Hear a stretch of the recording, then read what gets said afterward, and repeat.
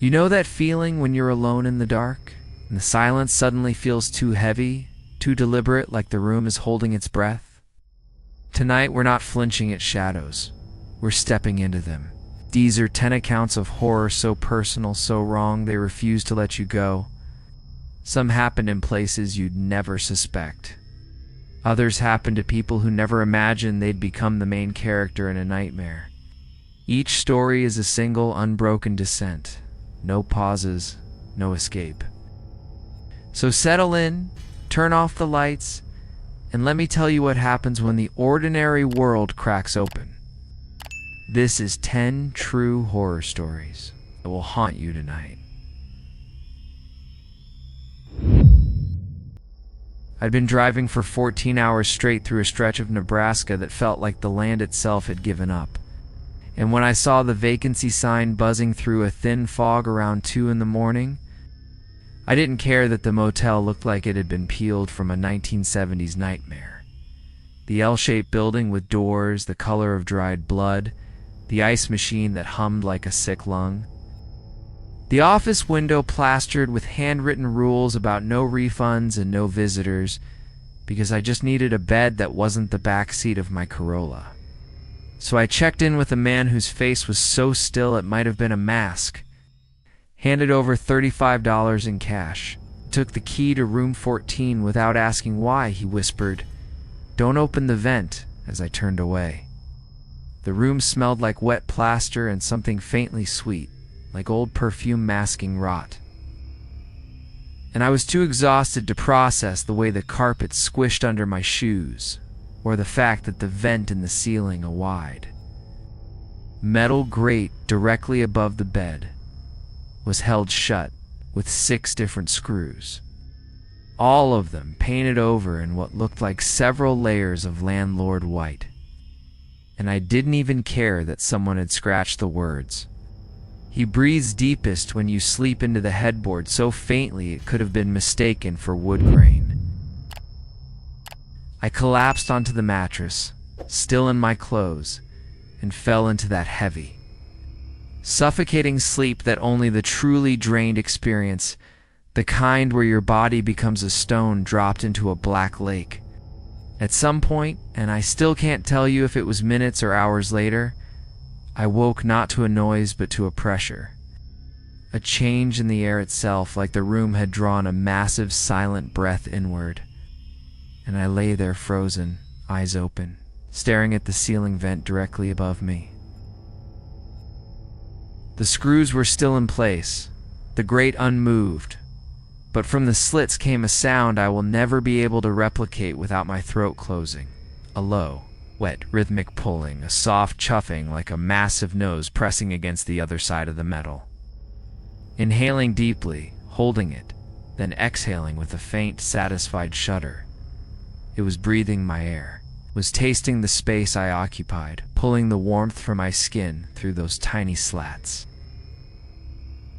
And I realized with a cold that started in my pelvis and spread outward that whatever was above that vent wasn't just alive, it was aware of me, waiting, patient as a stone.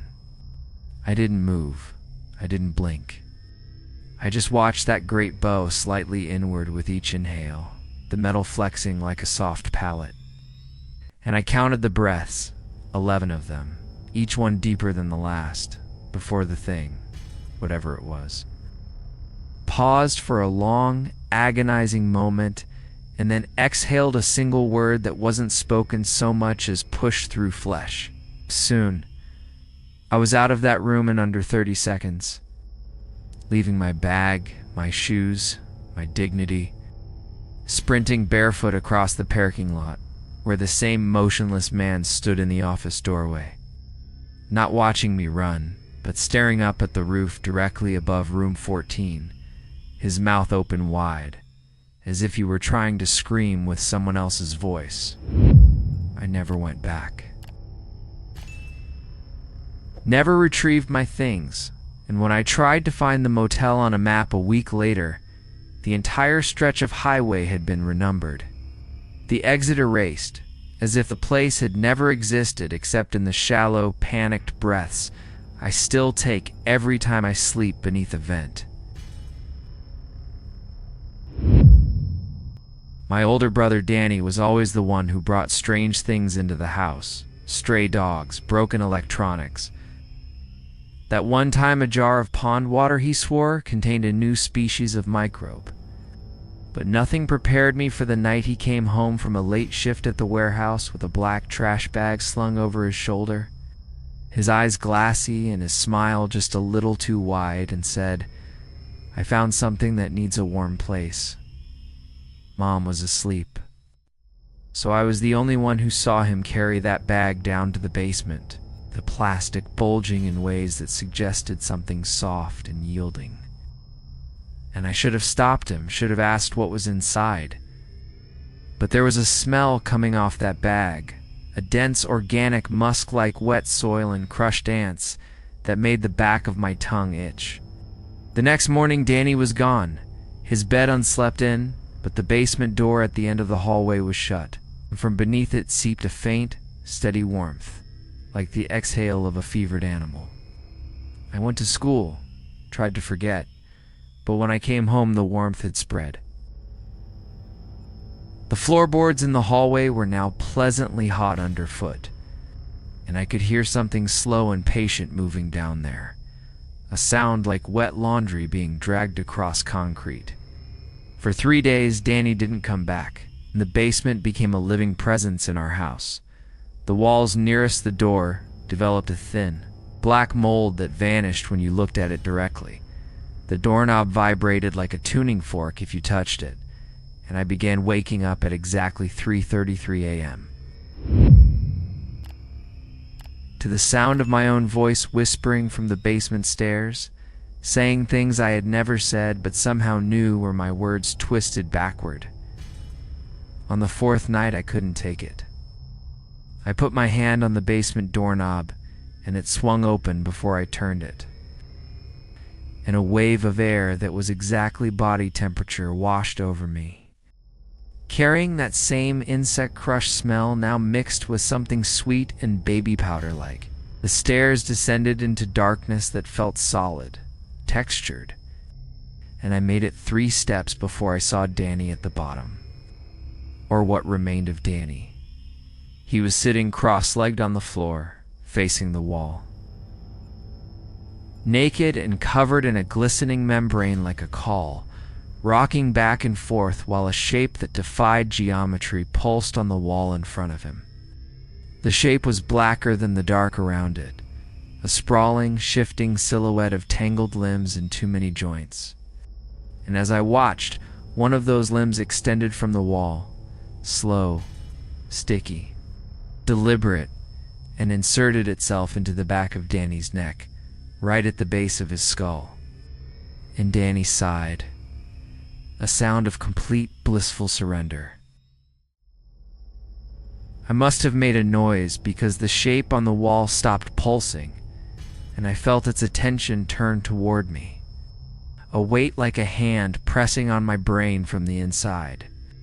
And in that moment, I understood that the thing had been feeding not on Danny's body, but on his memories, his fears, his dreams, draining the color from his life one cherished moment at a time, until all that remained was this husk of a boy who no longer remembered my name. I ran upstairs and out the front door, and didn't stop until I reached the gas station on the corner. And when I finally looked back, our house was completely dark, except for the basement windows, which glowed with a wet, pulsing bioluminescence, like something deep in an ocean trench signaling to a mate. The authorities found Danny 3 weeks later in a drainage culvert 12 miles away. Alive but empty, his eyes unfocused, and his mouth moving in constant. Silent conversation with someone who wasn't there, and when they asked him what happened, he only smiled that too wide smile and said, "It's still in the basement waiting for you. We moved out the next day and I still don't know what he brought home. But I know this. Sometimes when I'm falling asleep, I feel a phantom warmth at the back of my neck. And I hear my own voice whispering from the dark, asking permission to come inside. My first semester of college, I lived on the 11th floor of a dormitory that had been built in the 60s and never fully renovated.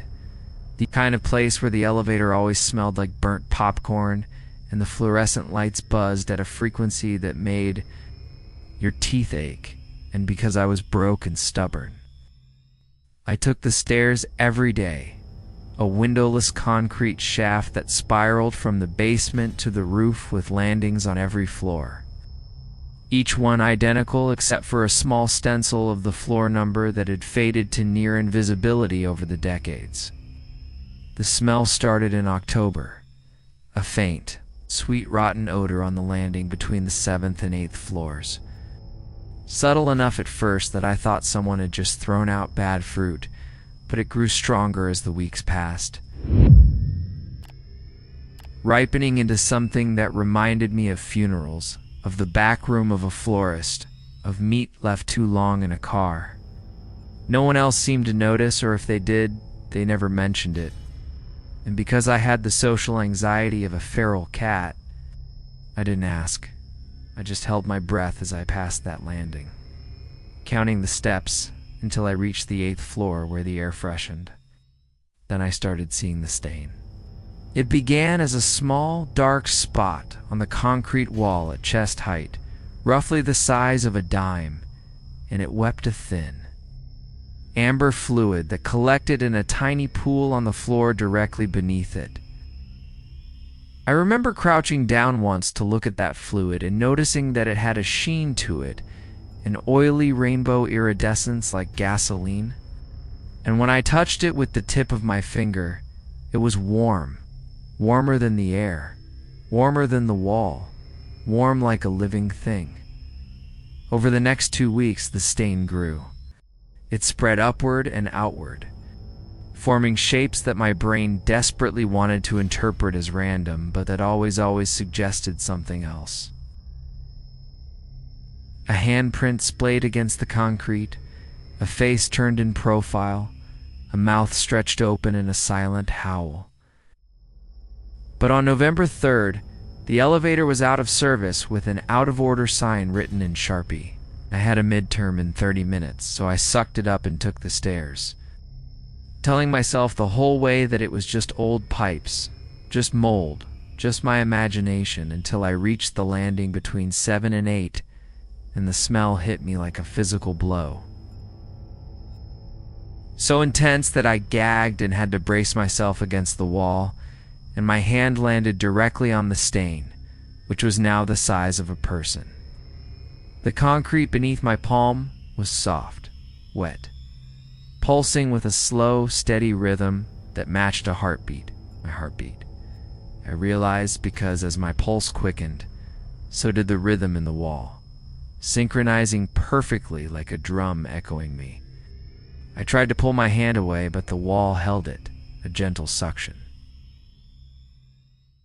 And I felt something stir beneath the surface, something that pressed back against my palm with the unmistakable shape of another hand. Fingers aligning with mine, and a voice that was not a voice, more like a thought that did not belong to me, slid into my head and said, "I've been waiting in the dark since 1974. I fell down these stairs and nobody found me, and now I am the stairs, and the stairs are me, and I am so lonely. Stay with me." I screamed and wrenched my hand free, leaving a layer of skin on that soft concrete. And I didn't stop running until I burst out the ground floor exit into the daylight, gasping and sobbing and trying to explain to a bewildered campus security officer why my hand was bleeding and why I refused to go back inside. They investigated, of course. They tore out sections of the stairwell wall and found nothing. No body, no mold, no organic material, just ancient concrete and rusted rebar. But the workers all reported the same thing. The smell of rot was strongest inside the walls. And when they broke through the concrete on the landing between 7 and 8, A gust of warm air rushed out, carrying with it the faint sound of someone humming a lullaby that had been popular in 1974. They sealed the wall back up. They repainted the landing. But sometimes late at night, the students on the 8th floor hear something dragging itself up the stairs. Step by slow step, and a wet handprint appears on the inside of the stairwell door. Always at chest height, always warm to the touch. I'm a field recordist, one of those people who travels to remote locations to capture pure, untainted sounds for film productions and meditation apps. Was hired to document the acoustic properties of a decommissioned Cold War bunker in the Harz Mountains of Germany, a place called Glock 12 that had been sealed since 1989 and was only now being opened for a historical survey. When I descended the rusted ladder into that concrete tomb with my high-sensitivity microphones and my digital recorder, I immediately noticed that the silence was wrong. It's not the absence of sound.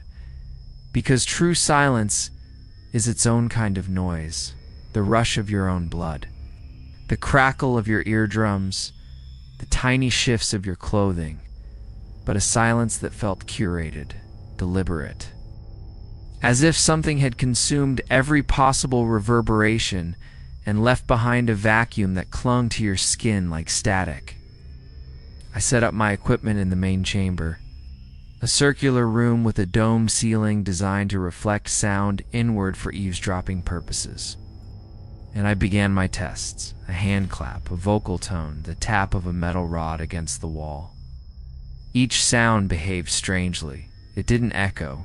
It didn't decay naturally. It just stopped, as if hitting a wall of nothing an inch from its source, swallowed whole, gone. Intrigued, I recorded a series of frequency sweeps, and when I played them back later in my hotel room, discovered something that made me put my coffee down and sit very still behind every tone I had produced. Layered just beneath the threshold of conscious hearing was another sound, a response, a voice. It's not words, not yet, but the unmistakable cadence of something mimicking my frequencies. Learning the shape of my noise, trying to speak back. Over the next 3 days, I returned to the bunker again and again, and each time the responsive voice grew more distinct, more articulate, until on the 4th day, when I sang a minor note into the darkness sang back. Not an echo, a harmony. It's a minor third above my tone, perfectly tuned, held for exactly the same duration, and dripping with a kind of mournful intelligence that raised every hair on my arms. I started speaking to it. I would ask simple questions. What are you? How long have you been here? After a delay of precisely 3 seconds, the bunker would reply in a voice assembled from fragments of my own speech, a collage of my phonemes rearranged into new words that were grammatically correct but horrifying in their implication. I am the space between your words. I have been here since the first silence fell. I eat echoes. I eat meaning. I am hungry for you. I should have stopped, should have left, and never returned. But the voice was lonely, so palpably, achingly lonely that I couldn't abandon it.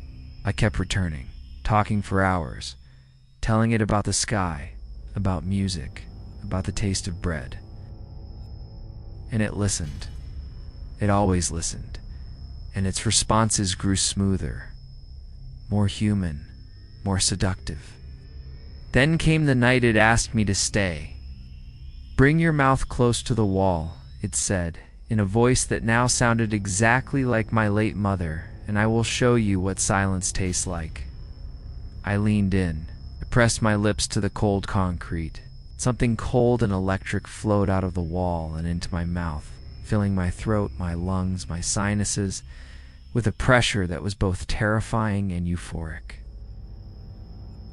And I felt my own internal voice, the one that narrates my thoughts, the one that makes me me, begin to fade, consumed bite by bite by something ancient and starving. I wrenched myself away, coughing and retching, and scrambled up the ladder into the moonlight, but the damage was done. To this day, I have a condition no doctor can diagnose, a recurring aphasia where I lose words for hours at a time. And in those silences, I hear a faint harmonic humming in the back of my mind, a minor third above any note, I think, patiently feasting. When we bought the old Victorian on Briar Lane, the real estate agent made a joke about the third bedroom being a little eccentric, but she didn't mention that the room measured exactly 2 feet wider on the inside than the outside. My wife noticed it 3 weeks after we moved in. While measuring 4 curtains, and we stood there with a tape measure and rising dread as the numbers refused to align, so we brushed it off as an optical illusion, quirk of old plaster and uneven floors. The third bedroom had always felt odd. The window faced a brick wall 3 inches away. The closet door opened onto blank plaster, and there was a bed already in the room when we arrived. A wrought iron twin with a mattress that looked brand new but smelled faintly of lavender. And something metallic underneath. Didn't sleep in there. We used it for storage, stacking boxes of Christmas decorations and my grandmother's china around that bed.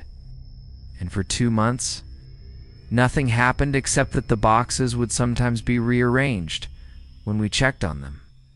Nothing dramatic, just a subtle shift. A box that had been on the left, now on the right. A lid that had been closed, now open. I blamed my wife. She blamed me. We laughed nervously and installed a lock on the door.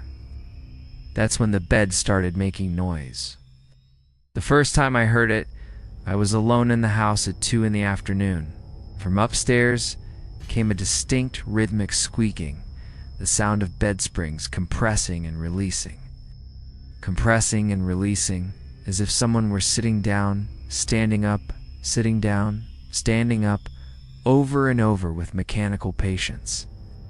I grabbed a hammer from the garage and climbed the stairs, my heart slamming. And when I unlocked the third bedroom door and threw it open, the room was empty, and the boxes were all shoved into the corners. The bed was perfectly made, but the mattress was warm when I touched it actively. Freshly warm, like someone had been lying there for hours, and indented with the shape of a body that was smaller than an adult's, but larger than a child's. A body that had pressed itself so deeply into the foam that I could trace the outline of a head, shoulders, a curled spine. I screamed for my wife, but she wasn't home.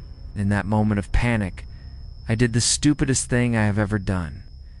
I lay down in that indentation just to see if it matched me. It didn't. The body that had made that impression was all wrong. Its shoulders were too narrow, spine too long, its hips oddly splayed, and the indentation where the head had rested was too small, too round, as if the skull were spherical and lacked any jaw. I scrambled up, but the mattress had already grabbed my scent. And from that night on, the third bedroom became a living thing in our house. We would wake up to find the locked door standing open. We would hear footsteps crossing the floor above us. Not human footsteps, but a soft, wet padding like bare feet, coated in something sticky. And every morning, the impression in the mattress had shifted, as if the thing that slept there was restless, turning, searching. One night, I set up my phone to record the room, and in the morning, I watched the footage with my wife, our hands gripping each other so tightly our knuckles went white. The video showed the door opening at 3:14 a.m. on its own, slow and smooth, and then nothing. No figure, no movement, just the mattress depressing, inch by inch, as something invisible climbed onto it.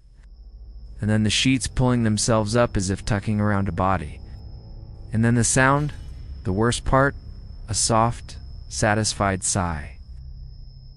Right next to the phone's microphone, a sigh that turned into a whisper that said, "Smells like them. Smells like home." We moved out that weekend. We didn't pack the third bedroom. We didn't even open the door. And the new owners? They emailed us once asking if we'd ever noticed anything strange about the house. Our daughter says there's a lady in her room at night who just wants to share the bed, but we never replied. I was 8 months pregnant and nesting hard when I found the music box at an estate sale in a crumbling Victorian 2 towns over, hidden beneath a pile of yellow doilies and priced at $2. And the moment I picked it up, a small mahogany box with a faded illustration of a willow tree on the lid, I felt a hum in my belly. Not from the baby, but as if the baby had suddenly gone very, very still, listening. The woman running the sale, a gaunt old thing with eyes like raisins, refused to touch the box.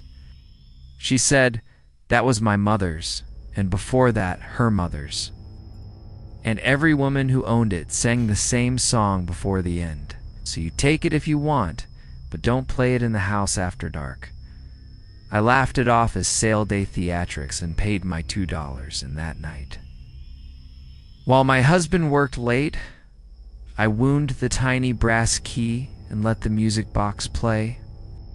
The melody was simple, a descending minor scale, for notes, then a pause, then for notes rising, but it was played on tines that were slightly out of tune, giving it a warbling, underwater quality.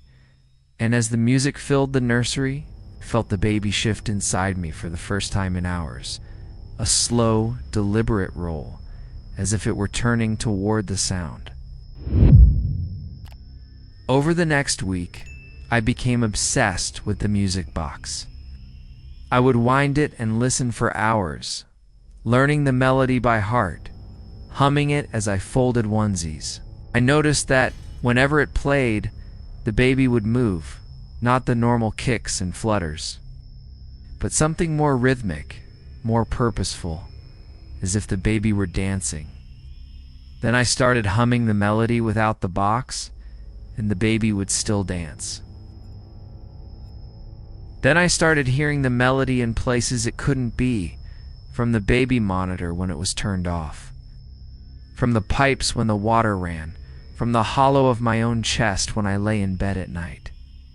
My husband caught me humming it at dinner and said my eyes looked glassy, distant, and I snapped at him in a voice that didn't sound like mine, a voice that had a harmony beneath it, a second register growling just below the words. Oh! The night it all collapsed. I woke at 3 a.m. to find myself standing in the nursery, naked, the music box open in my hands, and playing, though I had not wound it. My belly was moving, not with kicks, with something else. Something pressing from the inside in a pattern that matched the melody exactly. For descending notes, press, press, press. Pause. For rising notes, press, press, press. I lifted my nightgown and watched my skin stretch and distort as shapes pushed against it, not the shapes of hands or feet, but geometric, angular shapes, like the edges of the music box itself, as if the thing inside me had taken on the form of what I loved most. I screamed, and my husband ran in, and the moment the door opened, the music box snapped shut, and my belly went still. But I knew in that moment that the song was not for me. It was for her. The thing growing in me had been listening, learning, shaping itself to the Red Lullaby for weeks. And when I gave birth 2 weeks later, in a delivery room that smelled sharply of ozone and old wood, my daughter came out silent, not crying, just staring with eyes that were black from rim to rim. And the first sound she made was not a wail, but a perfect, four-note descending hum, the exact pitch and timbre of the music box, which we found unwound, untouched. In her crib the next morning, still warm.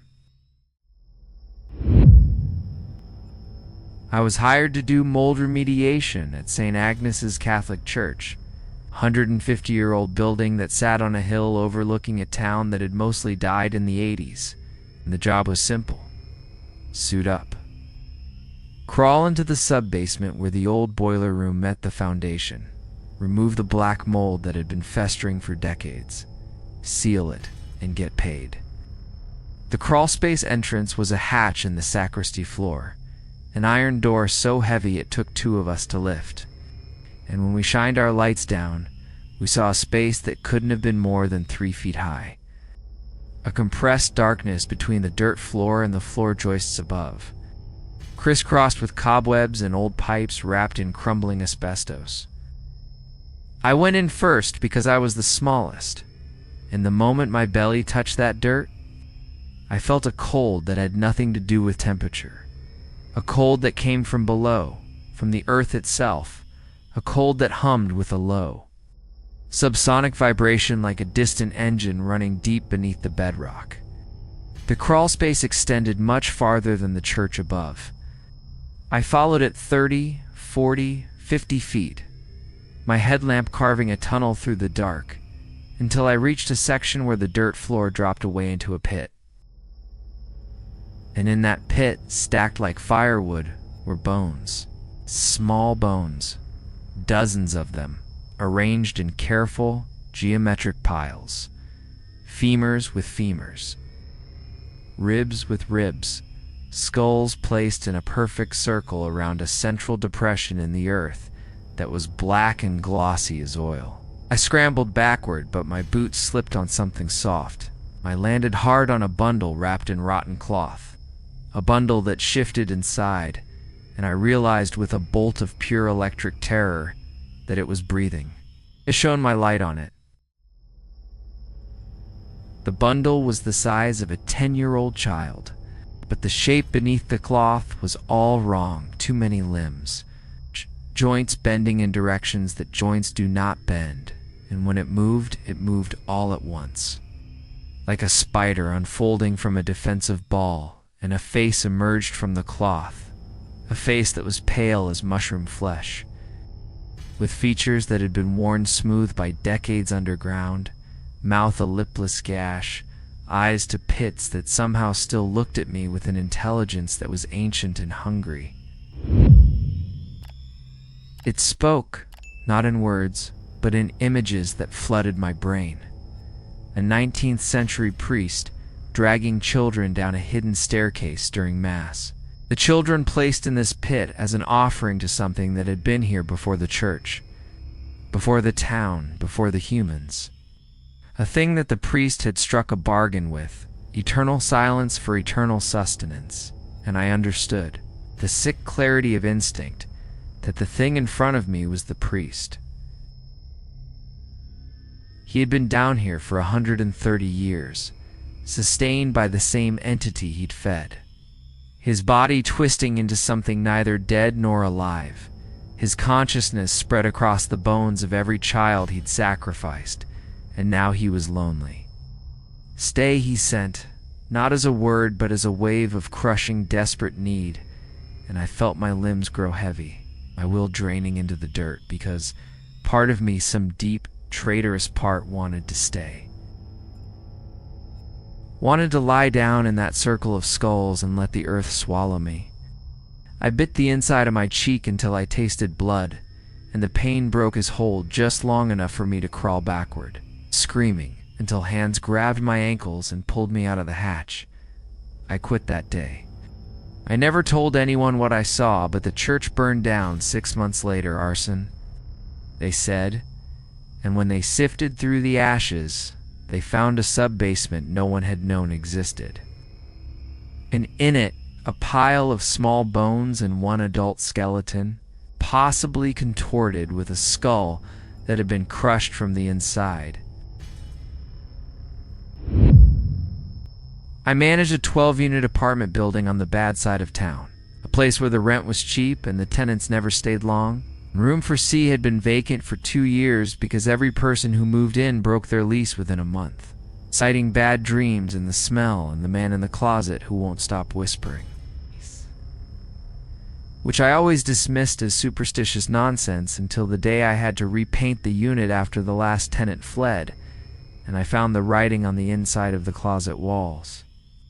It was not the usual tenant scrawl, no curse words, no phone numbers, but dense, cramped lines of a script I didn't recognize, covering every inch of the closet from baseboard to ceiling, a language made of angles and dots that looked like it had been burned into the drywall with the tip of a hot nail. The hairs on my arms stood up. But I had a job to do, so I primed over the writing and painted the closet a cheerful eggshell white. And I didn't think about it again until 3 nights later, when the tenant in 4B, the unit next door, called me at midnight, his voice shaking, and said, "There's something in the closet. Not my closet, the closet in 4C. I can hear it through the wall. It's whispering my name." I went over, let myself into 4C with my master key, and found the closet door wide open and the new paint bulging off the walls in thick, wet blisters, and underneath, the writing was visible again. But it had changed. Now it was in English, and it said, over and over in 100 different sizes, "I am still here. You cannot paint over me. I am still here." I slammed the closet door, locked it, and went home. But that night, I dreamed of a man who was not a man. He was tall and thin, and he stood in the corner of my bedroom, his face a smeared blur, and he whispered in a voice like rustling paper. I paid my rent in 1963 with a penny and a promise. And the manager who took it is dead. So now, you are the manager. So now you must collect. The dream repeated every night for a week. And each night, the man moved closer, his whispers growing more insistent, detailing the terms of a lease that had never been broken. A lease signed in blood, literally, I realized.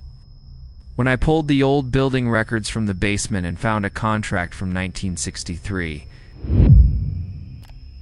signed by a Marcus Weir in ink that had flaked brown and crusty, granting him occupancy of room for C in perpetuity. For the consideration of one 1943 steel penny and the bearer's eternal vigilance, the penny was still there, taped to the contract, and when I touched it, I felt a rush of cold and a voice in my ear that said, "Collected. Thank you, manager." That night, the closet door in 4C opened on its own. The darkness stepped a shape that had been waiting for 60 years to be acknowledged. A shape that now knew my name because I had accepted its payment. A shape that walked through the wall into my apartment and now stands in the corner of my bedroom every night. Just watching, just whispering, a tenant who will never leave, and a lease I can never break.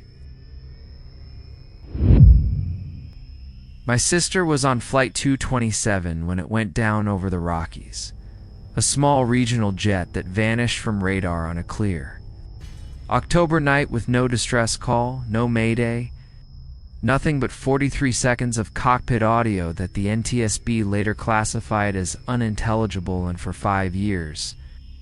That was all we had, a void where answers should have been. Then my phone rang. It was my sister's number. Her face popped up on the caller ID, that goofy photo of her in a Halloween hat. And I nearly dropped the phone because her number had been disconnected since the crash. But I answered, and there was nothing on the line but static and a faint, rhythmic clicking that sounded like fingernails tapping on plastic. I hung up, told myself it was a glitch, but it happened again the next night, and the night after that. Always at 11:47 p.m., which I later learned was the exact time Flight 227 had entered its final descent. On the fourth night, I let it ring, and after the static, a voicemail notification appeared. The message was 3 minutes and 12 seconds long, and I sat in my dark living room with the phone pressed to my ear, listening. It began with the sound of wind, a roaring, tearing wind that wasn't wind at all, but the scream of a depressurized cabin, and beneath it, a chorus of voices, dozens of them, all speaking at once, in panicked, overlapping bursts. Then my sister's voice cut through, clear as a bell, and she said, "Ellie, listen to me. We didn't crash. We didn't hit a mountain. Something took us." Something in the clouds that had no shape and no color and no end. And it folded the plane. It folded us, Ellie, like paper. And now we're inside it. And it's not a place. It's a stomach. And we're being digested. But not our bodies. Our moments, our memories, everything we ever were. It's eating us backward through time. And I'm forgetting your face, Ellie. I'm forgetting your name. I need you to remember me. Please remember me. Please. And then the voicemail dissolved into a sound that had no analog in any recording I've ever heard. A wet, gulping shudder that was the noise of something vast and invisible swallowing a fragment of existence, and then silence. I called the number back immediately, but it was dead. I contacted the phone company, and they told me no calls had been made from that number since the day of the crash. I contacted the NTSB, and they told me I was the 15th relative to receive a voicemail in the past month. And every single message contained a different passenger pleading to be remembered. And they were all recorded on the same night, at the same time, from a source that no satellite or tower could trace. I still listen to the voicemail sometimes, not because I want to, but because my sister asked me to remember. And I'm terrified that if I stop, if I let the sound of her voice fade, she'll disappear completely, not just from my memory, but from having ever existed at all, erased by the thing that took flight 227, which still drifts somewhere in the high atmosphere, hungry and patient, digesting a plane full of souls, one recollection at a time. I inherited a house from a great aunt I never knew existed, a woman named Cordelia, who had lived alone in a sprawling farmhouse in the Appalachian foothills for 70 years, and who, according to the lawyer, had stipulated in her will that the house could never be sold, never be demolished, and never be left empty for more than 7 days, a clause so emphatic it was underlined 3 times in red ink. I was between jobs and apartments, so the inheritance felt like a gift. And I moved in on a sweltering August afternoon with nothing but a suitcase and a determination to ignore the way the house seemed to lean inward, its windows like heavy-lidded eyes staring down at the gravel drive. The first thing I noticed was the light. The house absorbed it. Every lamp I turned on, every curtain I opened, the brightness drained out of the air within minutes, pulled into the walls and floors and ceilings as if the wood itself drank photons. And by nightfall, the interior was darker than any place I'd ever been. A thick, syrupy darkness that swallowed my flashlight beam after 3 feet. The second thing I noticed was that the house remembered. Objects moved to where I'd thought about putting them. Doors opened before I touched the knob. Once, I burned my hand on the stove, and a drawer across the room slid open, revealing a roll of gauze that had not been there an hour before. I told myself it was an old house, settling, but I knew in my bones that the house was alive, and it was learning me. Then the 7-day countdown began, scratched into the wood above the front door. Words I hadn't seen when I arrived. The house must be fed every 7 days, Feed it light. Feed it warmth. Feed it company. Do not let it hunger. I laughed, a thin, nervous sound, and went to bed. But that night I dreamed of Cordelia, my great-aunt, her face gaunt and her eyes hollow. And she said, I fed it myself for 70 years. Every 7 days I would sit in the parlor and let it take a little more, a little warmth, a little light, a little life. It was never satisfied, but it never starved. Don't break the cycle. I woke to find the house had gone completely dark. Every bulb dead, the sun outside the windows gray and distant as if filtered through dirty water. And I realized that the house wasn't just absorbing artificial light, it was dimming the sun itself. It's pulling it down into its wood grain and floorboards. And if I didn't feed it, it would pull harder, faster, until there was nothing left. I didn't want to believe it. But on the 7th day, when I had done nothing, a house shuddered around me, and I felt something cold press against my chest. And a piece of me, a color, a warmth, a year of my life, I don't know, was gently, inexorably pulled out of my body and into the walls. I staggered, 10 years older in 10 seconds, and understood that Cordelia hadn't lived to be 98. She had been much, much older, kept barely alive by the house that fed on her in microdoses for 7 decades. I am still here. I have been here for 3 years, and every 7 days I sit in the parlor and let the house drink. And I am growing thinner, older, dimmer, but the sun still rises outside, and I tell myself that's enough. But last week, I saw a for sale sign on the property next door, and the house hummed with pleasure, a deep, hungry vibration that I felt in my teeth.